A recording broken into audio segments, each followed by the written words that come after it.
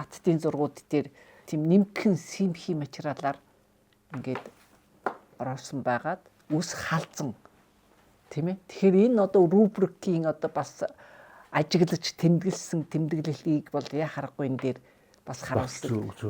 Тийм. 3 хатны тэр нь болохоор Дарман балын хатан Таажи, Шидэв балын нэг хатан, за өөр нэг нь нэрийн тэмдэглэгдээгүй энэ 3 хатан бол ийм симхи торгон алчвараар боосон байна. За тэрэн дээр одоо малгай нөгөө хадсан чимэглэлүүд нь бүтэн харагдаж байгаа. За түүний хажуугаар тэр сонин өвсний засал надад харагддаг. Яг энэ 2 санчган дээр ийм хурц догол гаргаад тэгээд энэ хэсгийг одоо хуссан. Рубрук нэг удаа Мөнх хаантай зүг. За Мөнх хааны Ихрс овгийн Хутагтаа гэдэг хатантай хар хорвон хотод байсан Христийн сүм дотор орж мөргөл үлдсэн гэж. Хутагтаа хатан бол өөр Христийн шүтлэгтэй хүн байж л та.